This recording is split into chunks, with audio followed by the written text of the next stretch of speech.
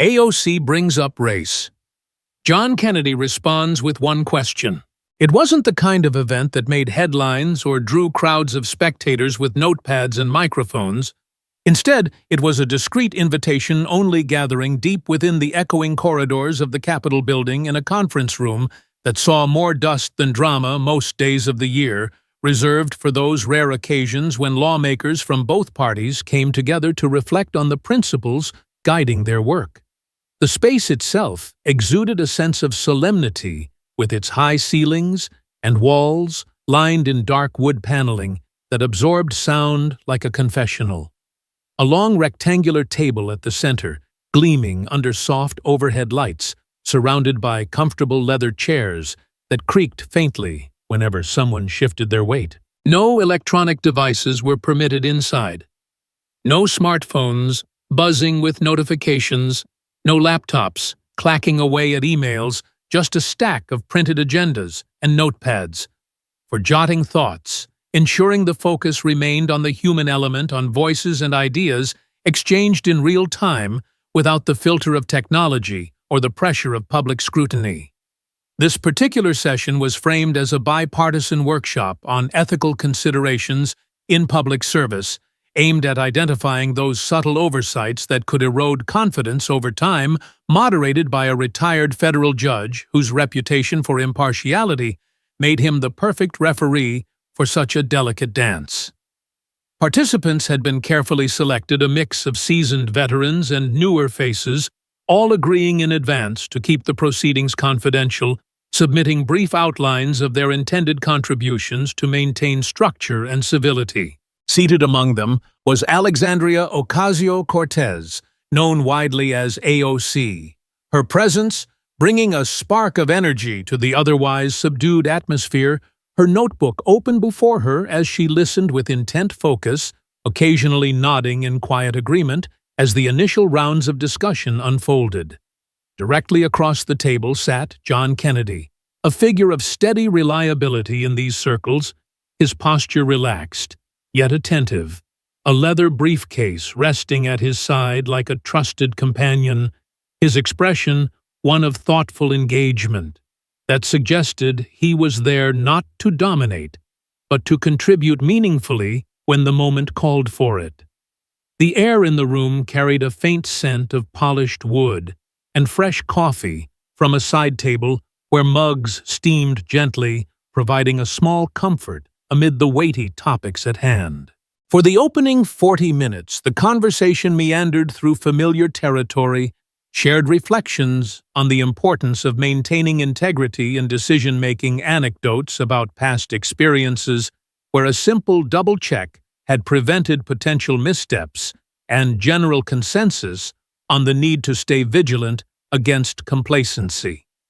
The moderator, with his gravelly voice honed from years on the bench, posed questions designed to probe gently, encouraging participants to draw from their own journeys without veering into personal attacks.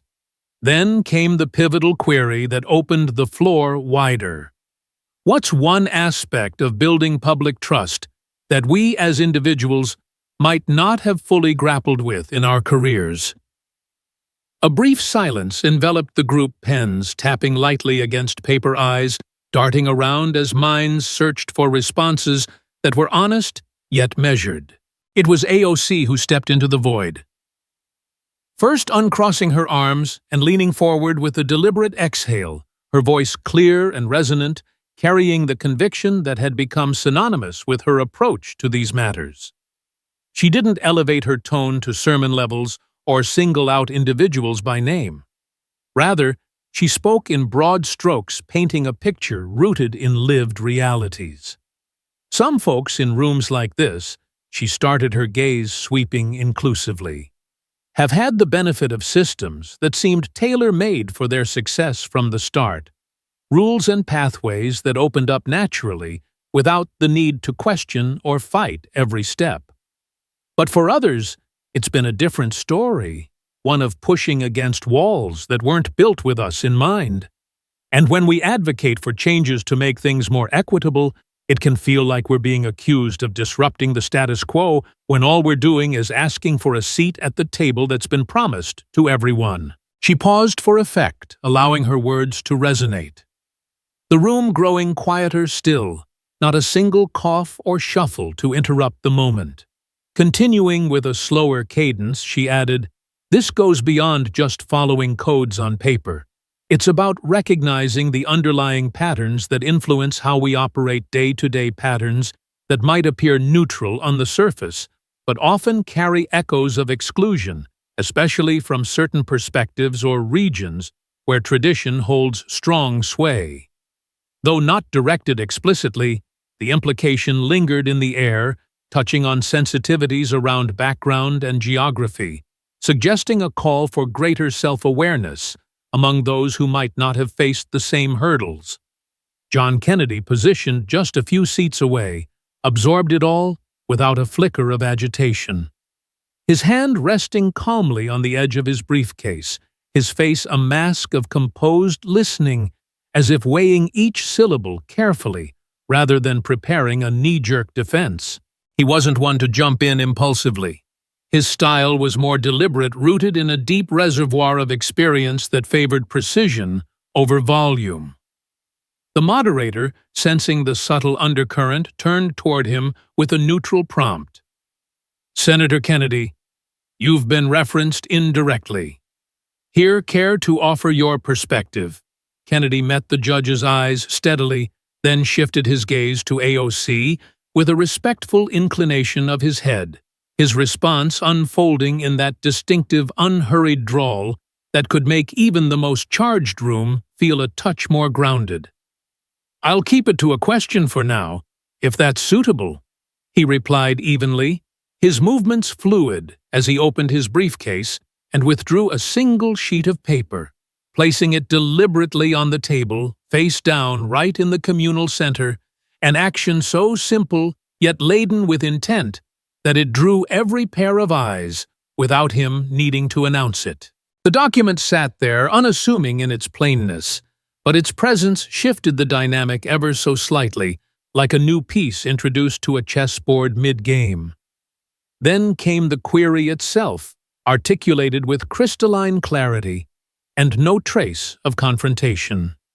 Does the Congresswoman recall who assisted her in completing Section 4 of her most recent quarterly financial disclosure? Just 7 words, but they cut through the atmosphere with the precision of a well-honed blade, not slashing wildly, but probing exactly where it mattered, redirecting the flow toward a tangible point of personal accountability. The ensuing silence wasn't born of shock or discomfort alone. It was contemplative, the kind that invites introspection, as participants processed the pivot from abstract ideals to concrete details. AOC's expression shifted subtly, not to defensiveness, but to a recalibrated focus, her eyes narrowing just a fraction as she considered the implication, her fingers drumming lightly on the table in a rhythm that betrayed active thought. No one lunged for the paper. Instead, glances bounced between it, Kennedy, and AOC, the moderator, holding space without interference. Kennedy didn't elaborate or embellish. He allowed the question to stand on its merits, his posture unchanged, hands now clasped loosely in front of him, exemplifying a restraint that spoke volumes about his character, wise, unflappable, and committed to fostering genuine understanding rather than scoring points. One of the other attendees, a colleague from a neighboring state, broke the quiet with a soft interjection. "That's a pertinent tie-in to transparency, isn't it? Gets right to the heart of how we handle our own affairs."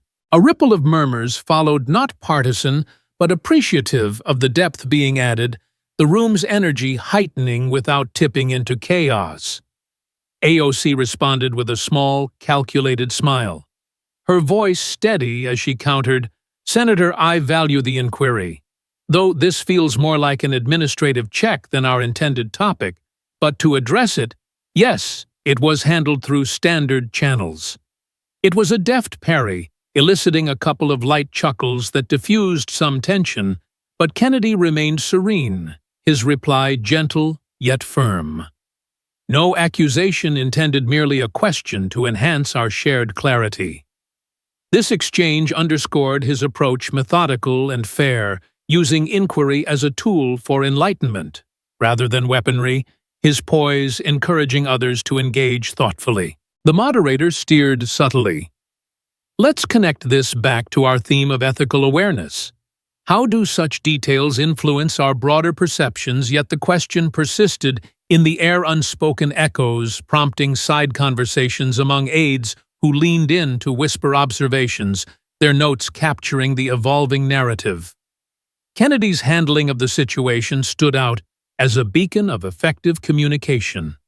He didn't seek to overshadow or undermine, but to illuminate his insight, turning a potential flashpoint into an opportunity for collective growth. As AOC circled back to her original points, elaborating on the need for empathy in recognizing diverse experiences, the document remained a focal point, its mystery fueling curiosity without overwhelming the proceedings. Kennedy listened intently, occasionally nodding at universal truths in her words, his demeanor reinforcing a sense of mutual respect that kept the dialogue open and productive.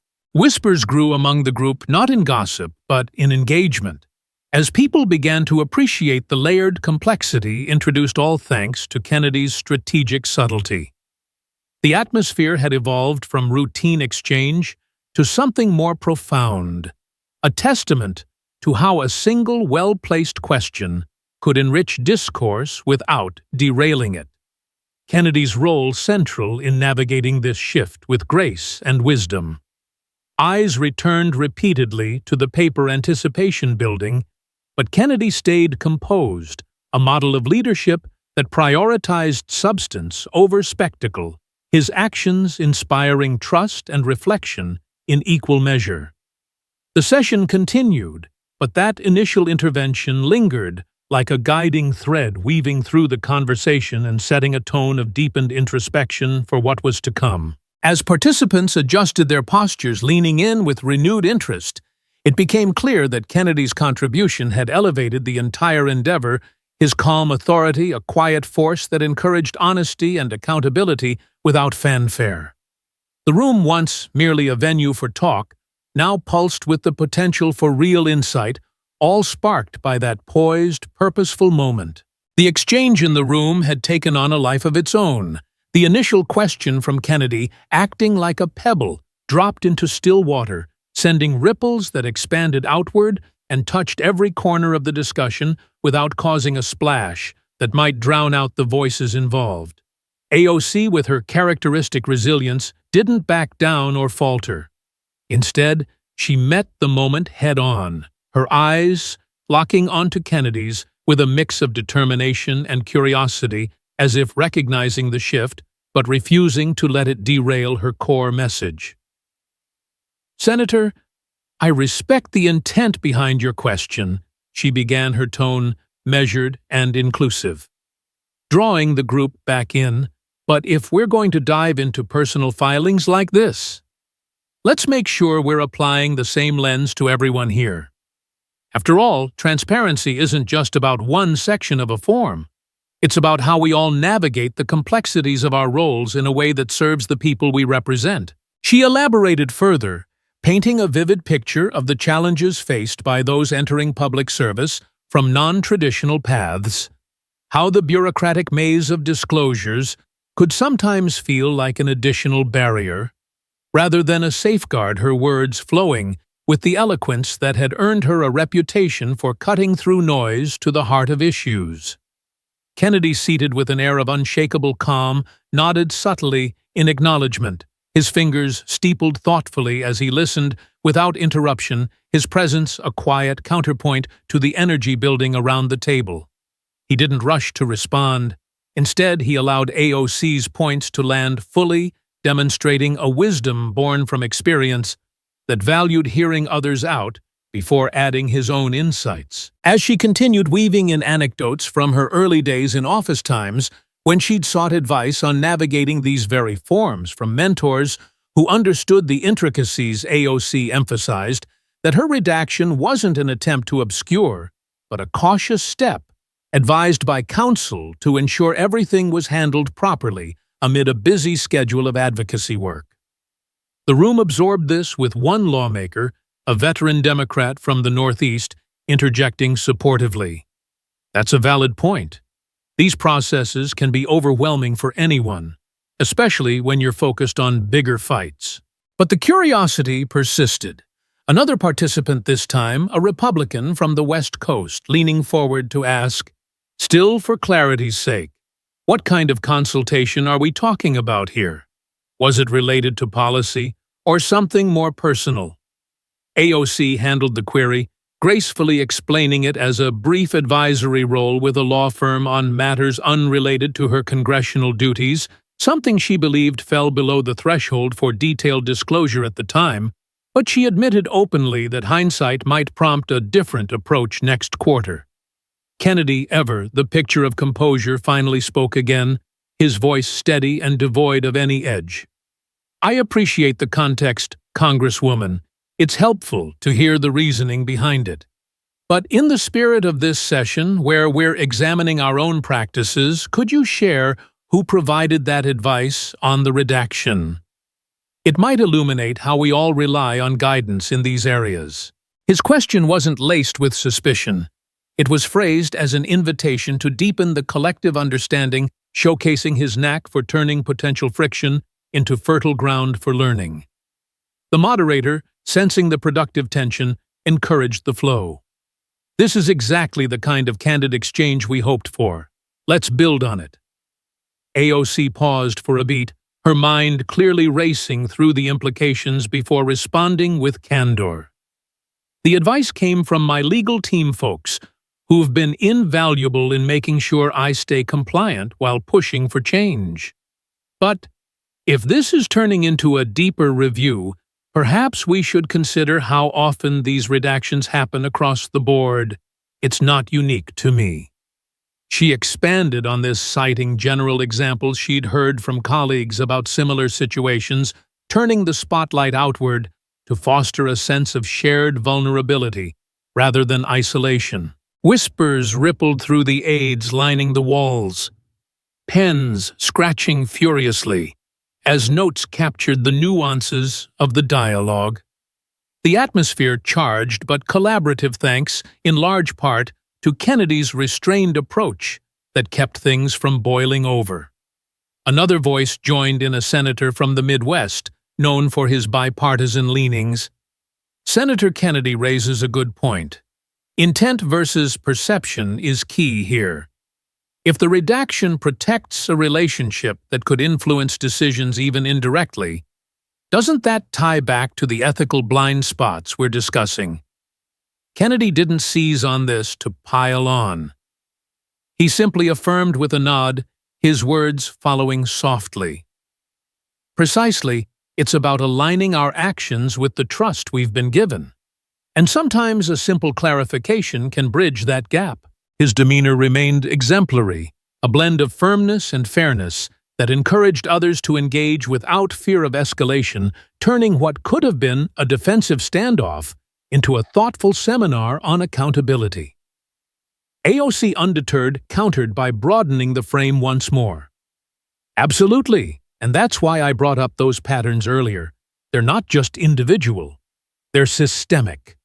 My experience with this form is a microcosm of how the rules can sometimes favor those with established networks." She delved deeper, sharing a story from her campaign days about seeking pro bono help to understand financial regulations, illustrating how such support was crucial for outsiders, breaking in her narrative, compelling and relatable, drawing empathetic nods from several around the table. Yet, the document on the table served as a silent anchor, pulling the conversation back repeatedly, with one participant asking directly, "So was a formal waiver sought for that section, or was it redacted preemptively?" AOC clarified that it was based on preliminary legal opinion pending a full review. Her transparency in the moment earning quiet respect, even as questions lingered. Kennedy's role shone through here by not dominating, but guiding, with pointed yet polite inquiries. He modeled how to foster real dialogue, his wisdom evident in every calculated pause that allowed ideas to breathe and evolve. As the back and forth extended, the room's dynamic shifted from initial surprise to engaged exploration, with participants sharing their own disclosure mishaps, like forgetting to list a minor speaking fee or misinterpreting a category, creating a tapestry of shared experiences that humanized the process. AOC capitalized on this, steering toward solutions. Maybe sessions like this could lead to clearer guidelines, making it easier for everyone to comply without second-guessing. Kennedy agreed readily. That's a constructive idea, simplifying where possible while maintaining rigor. His endorsement carried weight, bridging divides and keeping the tone positive. His steady hand ensuring the discussion remained a tool for growth rather than grievance. Tension ebbed and flowed, but never peaked into hostility, thanks to the moderator's gentle steering and Kennedy's unflappable poise, which set a standard for how to handle sensitive topics with grace. AOC, for her part, continued to defend her stance robustly, reiterating that her work was always geared toward greater equity. But she conceded the value in revisiting the redaction for full disclosure, a move that demonstrated her own commitment to the principles at play. As voices layered upon one another, building a richer understanding, the chapter of this intense interaction drew toward a natural pause, with the redacted section no longer a point of contention, but a case study in ethical navigation, all propelled by Kennedy's initial insightful question that had opened doors rather than closing them. The air hummed with intellectual energy, aides exchanging glances of approval as the group prepared to delve even further, the foundation laid for revelations that would echo beyond the room's walls.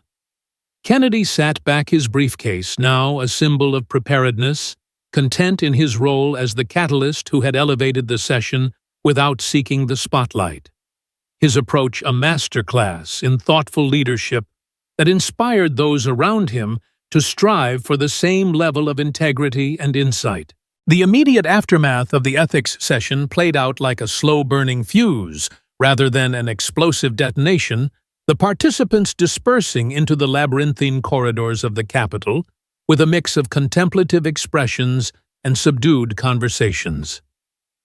AOC pausing briefly to exchange a few words with a fellow Democrat about unrelated committee work, before heading back to her office, where her staff awaited with a flurry of schedules and briefings, the weight of the discussion evident in the way she debriefed them on the key takeaways without dwelling too heavily on the personal pivot that had occurred.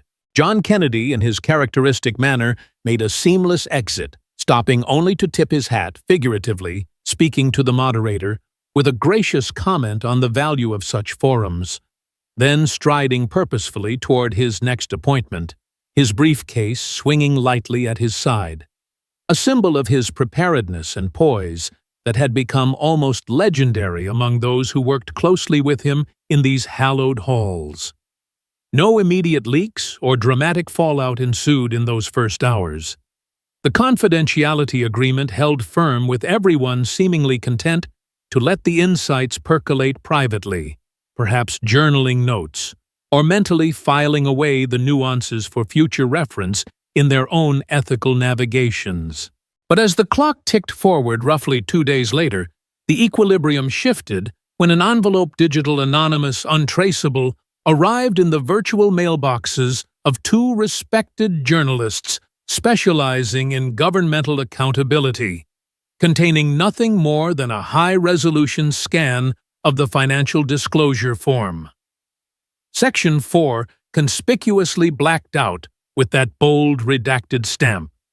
No explanatory text, no sender's signature, just the bare facts laid out in bureaucratic black and white, prompting the reporters to cross-verify its legitimacy through discrete sources before crafting an article that was balanced and factual, focusing on the procedural aspects of such redactions and their implications for public trust, rather than sensationalizing the individual involved. The piece hit online quietly, at first buried in the ethics section of a major news site, but it gained traction steadily as shares and links proliferated across social platforms, users tagging AOC's accounts with polite inquiries, rather than vitriol, the tone more curious than condemnatory, sparking threads, where people debated the finer points of disclosure rules and shared their own experiences with similar administrative hurdles in professional settings. AOC's response team mobilized with efficiency, holding an internal huddle to map out a strategy that emphasized proactive transparency, her spokesperson releasing a statement that afternoon affirming full adherence to congressional guidelines, describing the redaction as a temporary measure, advised by counsel during a routine review of consulting engagements, and promising an updated filing soon to address any lingering questions, all while underscoring her unwavering focus on serving her constituents through progressive policies. Internally, her office buzzed with activity emails flying between legal advisors, drafts of follow-up documents being revised, and even a quick poll of trusted allies to gauge perceptions, turning the situation into an opportunity for tightening protocols and demonstrating accountability in real time. Kennedy, on the other hand, embodied discretion, personified his office fielding a handful of media calls with the same boilerplate response about honoring the privacy of internal deliberations. No hints dropped, no off-the-record briefings, leaked his schedule unaffected as he delved into hearings on fiscal responsibility and veteran affairs, engaging with witnesses and colleagues in that same measured drawl that conveyed wisdom without waste. His staff, attuned to his style, mirrored this restraint, focusing on the day's priorities rather than retrospectives, though in private moments they might have exchanged approving nods over how his question had exemplified effective low-key leadership. As the story percolated, further appearing in secondary analyses on political podcasts and newsletters, AOC took to a Sunday morning show circuit, her appearance polished and purposeful, answering the host's query about the form with directness. It stemmed from a short advisory role on community initiatives, nothing that conflicted with my duties, and we've since clarified it fully in an amended submission. Transparency is non-negotiable for me, and this reinforces that.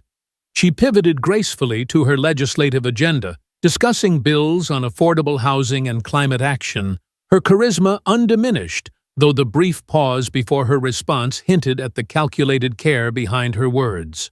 The host followed up on the advisor's role, and AOC elaborated that it was a standard legal consultation from a firm specializing in nonprofit guidance details, now public in the update, satisfying the immediate curiosity while steering the narrative toward her proactive steps.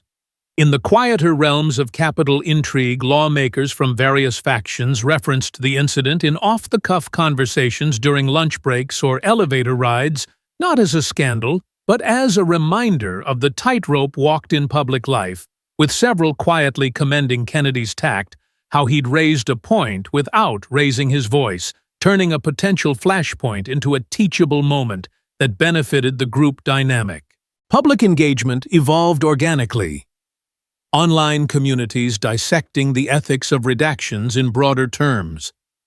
Some users posting educational threads on congressional rules, others sharing supportive messages for AOC's handling the phrase "from Kennedy's question," morphing into a neutral hashtag that prompted discussions on personal integrity rather than partisan jabs, a subtle cultural ripple that encouraged self-audit among followers. AOC's team, monitoring analytics, closely adjusted social media posts to highlight her transparency track record, sharing infographics on past disclosures and upcoming town halls, effectively reframing the narrative around empowerment and openness. Kennedy's silence, far from passive, amplified his stature. Reporters who tried to corner him during a press gaggle on unrelated topics were met with a polite deflection. "I'm focused on the work ahead," his words carrying an implicit lesson in prioritization that resonated with observers weary of constant spin. Over the ensuing weeks, the issue didn't escalate into a full-blown controversy, but simmered as background context referenced in ethics training modules for new staffers and even cited in an academic paper on congressional accountability.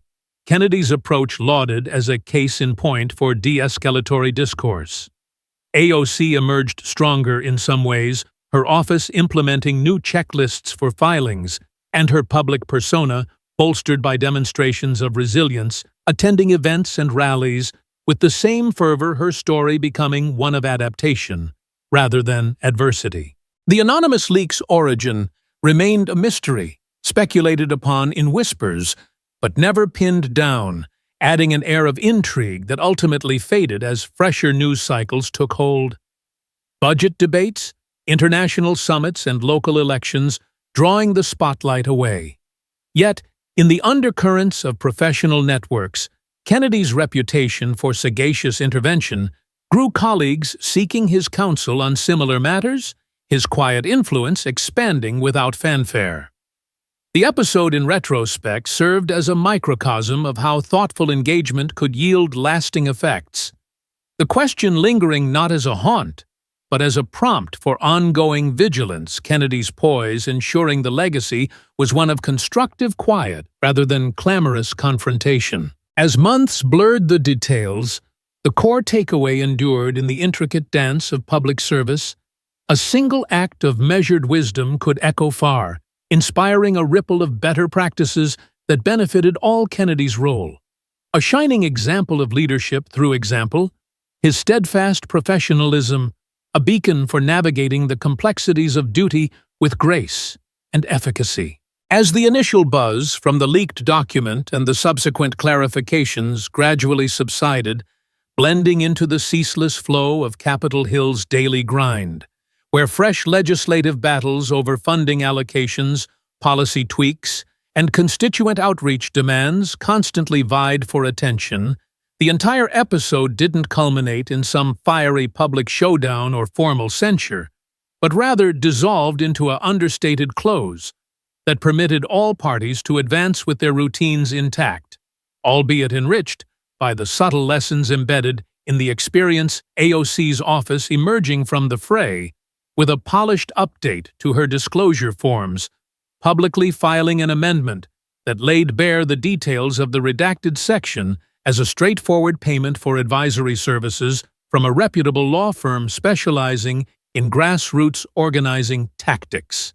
Nothing irregular or conflicting with her role, but a point she acknowledged could have been handled with even greater upfront visibility to preempt any misconceptions, her team leveraging the moment to initiate internal workshops on best practices for financial reporting, fostering a culture of proactive compliance that not only mitigated future risks, but also served as a model for her staff's professional development. John Kennedy, embodying the essence of steadfast professionalism, pressed on with his agenda undeterred, immersing himself in subcommittee deliberations on economic reforms and agricultural supports, collaborating with counterparts from diverse backgrounds on bipartisan initiatives that aimed to bolster everyday communities, never once alluding to the ethics session in interviews, corridor conversations, or even casual lunches with allies. His briefcase, a constant companion carrying forward-looking briefs rather than remnants of past exchanges. His choice of silence, not stemming from indifference, but from a deep-seated belief in allowing actions and facts to resonate on their own merit. A philosophy that quietly reinforced his standing among peers who valued such discretion in an environment often prone to amplification. In the shadowed alcoves of the Capitol, where aides and junior staffers swapped stories over vending machine snacks or during late-night prep sessions, references to the workshop cropped up organically, not as fodder for drama, but as illustrative anecdotes highlighting effective communication strategies. With Kennedy's poised question, frequently cited as a prime example of how to introduce accountability without inciting defensiveness, inspiring a new generation of political operatives to adopt similar techniques in their dealings, perhaps practicing in mock scenarios or jotting reminders in their planners to prioritize clarity over confrontation. Public discourse, too, evolved beyond the fleeting intrigue with social media threads, transitioning from specific queries about the form to wider explorations of ethical standards in leadership roles. AOC's followers amplifying her amended disclosure as a testament to her integrity, sharing testimonials about her accessibility and dedication, while neutral observers drew parallels to common workplace dilemmas, posting articles and videos on maintaining consistency in professional conduct. The once viral phrase from Kennedy's inquiry fading into archival status, but leaving behind a legacy of thoughtful prompting that encouraged users to self-assess their own transparency in daily interactions, be it in business reports or personal commitments. Yet it's in these quieter, reflective spaces that the story's true depth unfolds, offering a rich tapestry of lessons applicable far beyond the confines of political arenas. Chief among them, the critical imperative of harmonizing one's proclaimed values with tangible behaviors. For it is this alignment that forges unbreakable bonds of trust, whether in public service, corporate settings, or interpersonal relationships. Imagine, for instance, a manager advocating for work-life balance, yet consistently emailing after hours. The discrepancy erodes credibility, just as surely as a redacted line might raise eyebrows, underscoring how authenticity demands vigilance in matching rhetoric to reality. Kennedy's method in that room, deploying a single, surgically precise question, not to wound but to enlighten, serves as an educational blueprint for constructive dialogue, demonstrating that in any exchange from boardroom negotiations to family mediations, the art of inquiry can unlock doors to mutual understanding when wielded with care.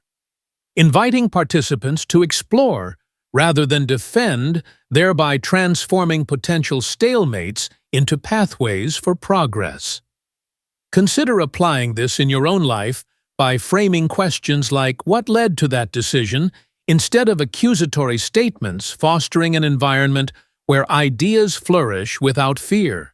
Moreover, the narrative highlights the virtue of composure amid uncertainty, illustrating how Kennedy's unflinching calm acted as a stabilizing force, preventing escalation and modeling resilience that we can emulate in stressful scenarios, such as during heated team meetings or personal conflicts, by taking a breath to respond thoughtfully rather than react impulsively, which not only diffuses tension but also elevates the quality of outcomes.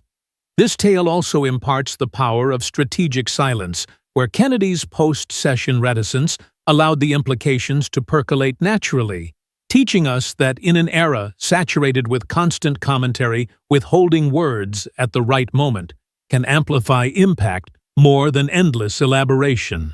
A principle useful in negotiations, parenting, or even social media exchanges, where pausing to let others reflect often yields deeper insights and stronger resolutions. Educationally, this extends to broader personal growth. Encourage self-audits in your routines, perhaps by journaling weekly on how your actions align with your goals, or discussing ethical dilemmas in study groups to build empathy and foresight. In educational contexts, teachers might use anonymized versions of such stories to spark classroom debates on integrity, helping students develop critical thinking skills around accountability. Ultimately, by internalizing these elements, consistency, inquisitive engagement, poise, and judicious quiet, we equip ourselves to navigate life's complexities with greater efficacy, building bridges of trust that withstand scrutiny and contribute to healthier communities, whether in professional spheres or personal circles, reminding us that true influence stems not from volume or visibility, but from the quiet strength of principled conduct. A timeless wisdom that this story encapsulates and invites us to carry forward in our own narratives, one deliberate step at a time, fostering a world where dialogue drives positive change and self-awareness lights the path ahead. As the months wore on with new challenges arising, perhaps a contentious vote on environmental regulations or a community forum on education, funding.